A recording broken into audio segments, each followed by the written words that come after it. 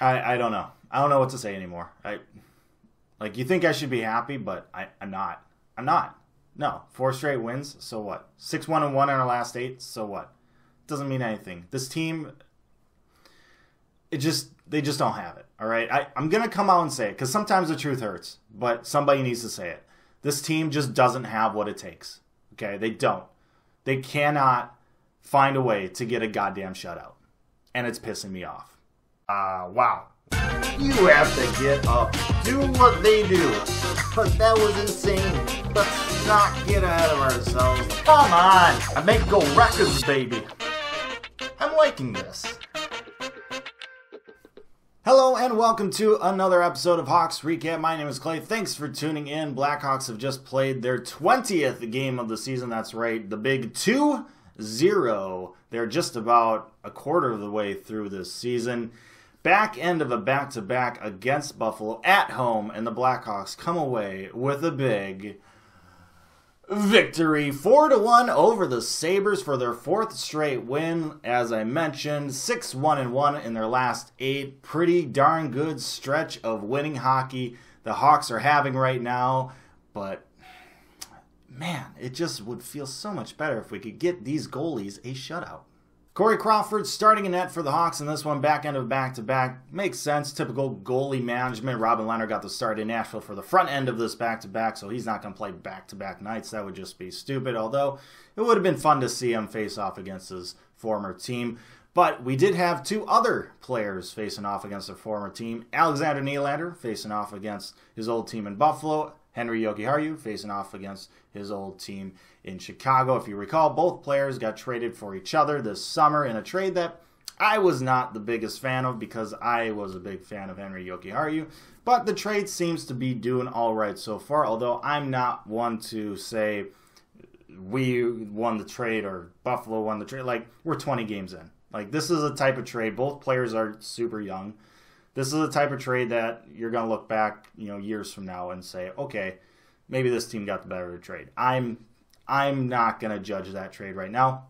Both players actually ended up getting about equal minutes in this game. Jokiharju had just under 16 minutes. Alexander Nylander had just over 15 minutes. I would say probably Nylander had the more noticeable game in this one, but I don't think either player really completely outperformed the other. It was just 2 young players playing. But this game wasn't about either of those 2 players. No, instead it was about another young player named after the greatest Smash Brothers character of all time, Kirby. Yes, I said it, because I'm not very good at the game, so I have to pick him and I basically troll in that game. So that's why I say it. That's my opinion.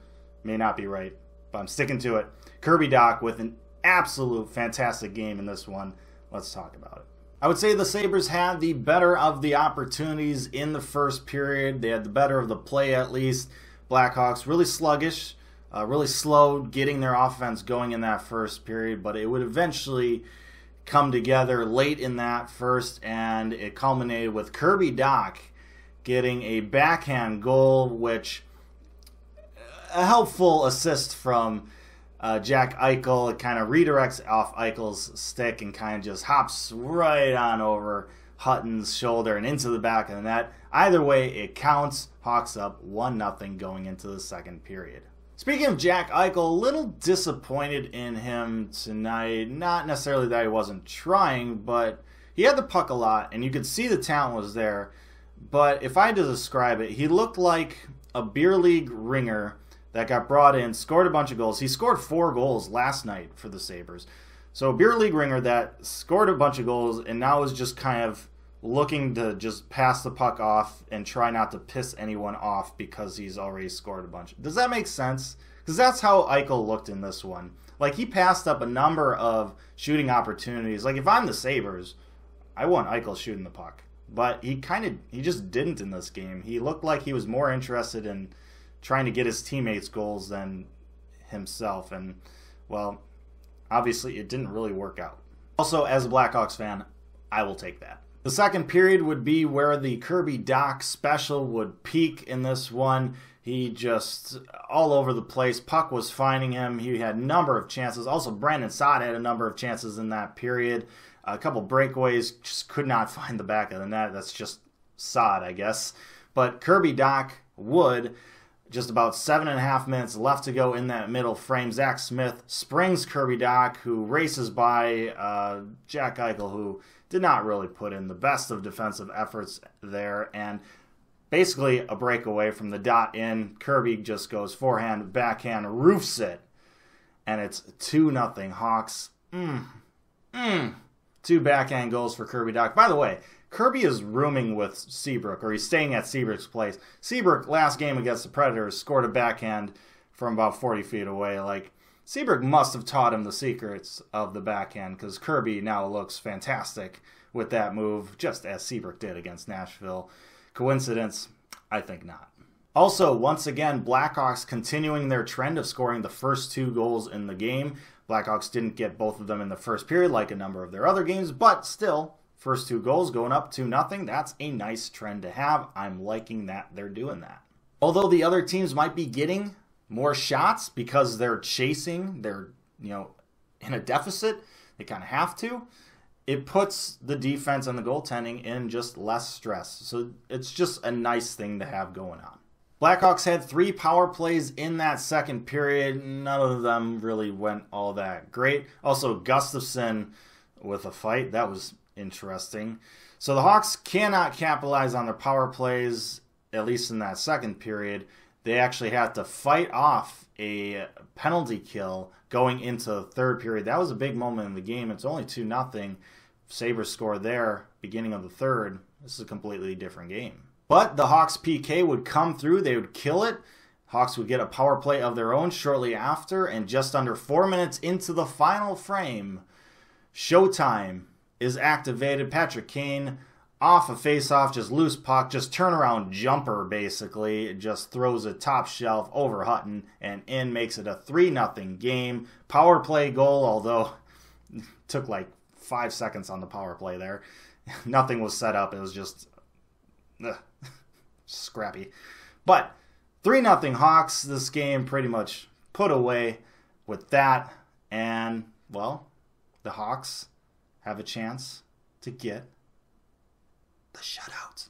With about 11 minutes left to go in the game, Jonathan Toews would make it 4-0 Blackhawks after Brandon Saad once again can't find a way to score a goal. Brandon Saad with a nice pass to Toews in front of the net, and he shows Brandon how it's done. Like, that's how you put it into the twine, Brandon. Take notes. Take notes. But then 40 seconds after that, some just carelessness from the Hawks. Like, it's 4-0. We're just going to diddle around here, and Calvin Hahn turns the puck over, and Jack Eichel decides to shoot it, finally, and scores. Boo. So the Blackhawks get the 4-1 victory here. 4th straight win.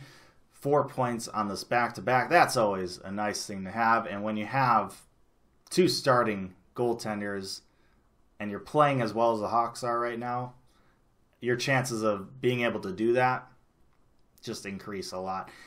But the Hawks, they got 22 points through 20 games right now. They are a single point out of a wild card spot.